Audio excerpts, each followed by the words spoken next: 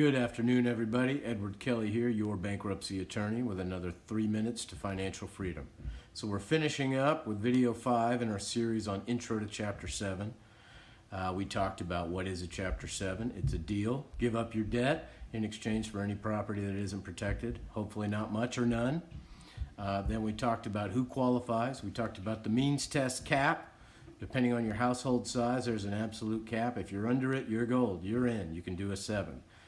If you're above it, you've got to have dollar for dollar documentable expenses that bring you back down under that, and then you can still do it.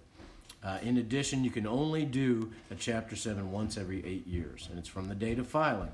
So if it's not been 8 years since the date that you filed your last Chapter 7, you need to wait until that date passes to do another one. In the next video, we talked about how does it work. 90 days start to finish, 30 days in, creditor meeting, a couple things you need to do after that.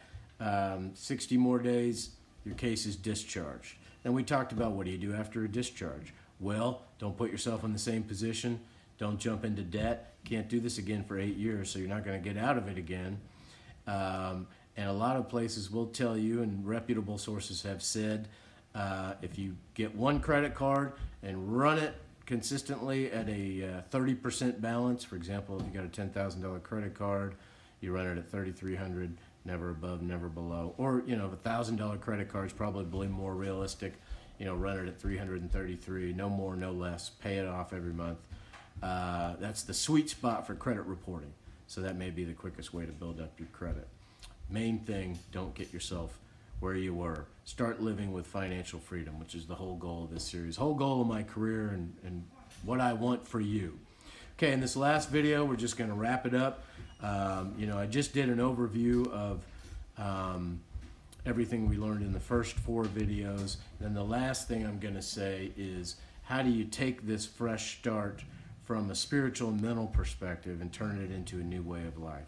So, we just talked about some of the practicalities. If you do any debt, only do it strategically. If you have an opportunity to buy a home, that's one thing. If you're having one credit card that you're only using for purposes of rebuilding your credit, that's one thing. If you get into those bad habits again, using a credit card balance as if it's savings, as if it's cash that you have, you're probably headed back to the dark side, if you will. The idea here is identify what caused you to spend and what caused you to live in debt and address that, whether that's through your faith, self-help group, but identify it and start living with true financial freedom, which is where I want to see every one of you. And we'll see you on the next series, 3 Minutes to Financial Freedom.